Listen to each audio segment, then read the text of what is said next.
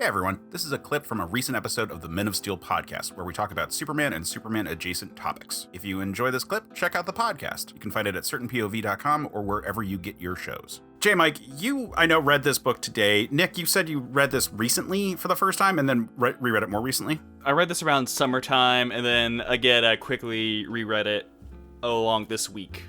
Like 1 to 2 issues a day, and I blasted through the last 4 issues last night. Yeah, once things really get going, it's you can steamroll through that pretty quickly. But yeah, so this book came out in 1985. It is not the first appearance of these characters. They had been long-standing superheroes in the broader Marvel world.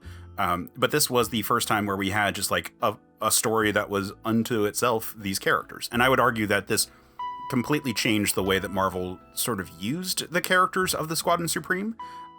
Originally, I believe it was 1969 was the first appearance of a group called the Squadron Sinister, which was a team of villains who were modeled after the Justice League, so that Marvel could do an Avengers vs. Justice League fight without having to work out the details with the people over at DC. Because writers at DC also wanted to do this, they also simultaneously did a story where the Justice League encountered a group called the Heroes of Angor, which were modeled after the Avengers, and that's where you get characters like Wandjina and Blue Jay and Jack B. Quick, I think is the speedster on that team, and Silver Sorceress. So simultaneously, we were getting crossovers between a team of Justice League-like and a team of Avengers-likes with the opposite teams.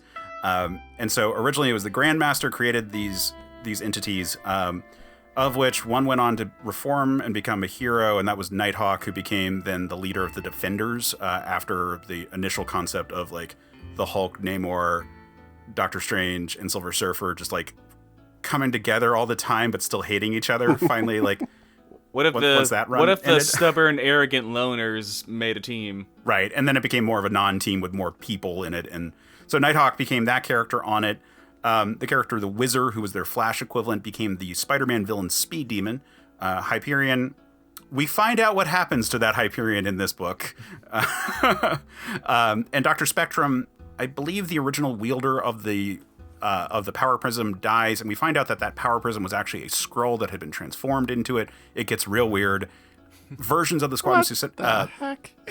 Yep. Oh, yeah. Comics, man. Comics. Versions of the Squadron Sinister would keep popping up every now and then. New versions of them, multiple versions of Hyperion. Nighthawk has continued to be just around, and now there's a new version of Nighthawk in the 616 universe as a result of more recent stories. But long story short, they're out there.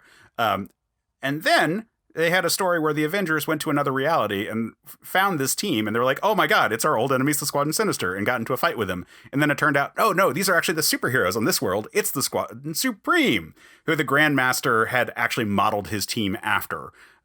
So it's this weird scenario where we were introduced to the copies before we got to the originals. And then for about a decade, this team would just sort of show up from time to time, usually so Marvel could make fun of DC. Like there's some Thor issues where like he and Hyperion team up, and every time Thor goes to like the Squadron Supreme world, it's like if you guys ever watched the movie Turtles Forever, the Teenage Mutant Ninja Turtles animated movie where like the early 2000s team hangs out with like the late 80s, early 90s team of Turtles, and it's just like, man, this is a silly universe that we're going to. Like the whole concept was like, oh, look how goofy the Justice League is. Look how like unrealistic and like how like overly just like nice their world is, as opposed to the gritty, realistic Marvel universe. Which, man, like this just shows that like while whoever has that reputation might change, like the arguments of like comics media just keeps on going back and forth of like, yeah, like here's the grim and gritty versus like, ooh, here's the optimistic kind of goofy, fun world balance. But that was their status quo for about a decade. And then we get to the 80s where Mark Gruenwald gets to do this maxi series. Now, Mark Gruenwald had been signed under contract for Marvel for a really long time. He was editorial for Marvel. So in addition to writing, he was just doing Marvel stuff. Like he was an editor for Marvel stuff. And so even though he was a giant Justice League fan, to the point where he and Mark Waid had a game where they would just say a number and the other one would have to like rattle off the issue details of that issue of Justice League, which is just like an absurd level of like memorization that I'm just like, wow, I can't fathom doing that. But it's also, there's way more comics now than there used to be. Anyway, he was a huge Justice League fan, loved all this stuff, and wanted to do a story where he could really kind of extrapolate the details. And so he's also a nerd in the same vein as like a Roy Thomas type nerd. Like he really loves all of the continuity wonk stuff and loves tying it all together and coming up with fun ways that it could all interact. And so we get this book where lots of stuff is going on.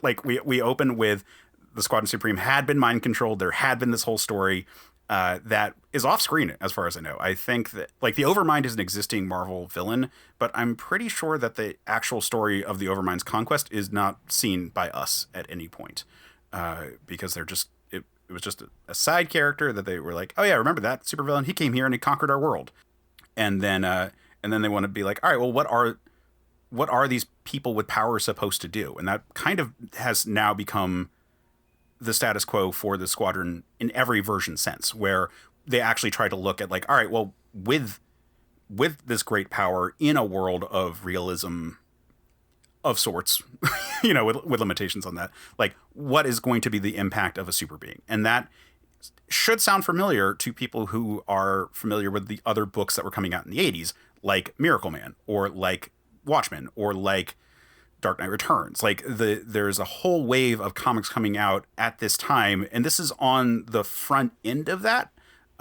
that are really trying to deal with like kind of a grown-up take on childish concepts of superheroism, and trying to ask the questions of where does the status quo go? Remember, if you like the clip, after you're done liking and subscribing, check out certainpov.com, where you can find more episodes of the show as well as a ton of other great shows.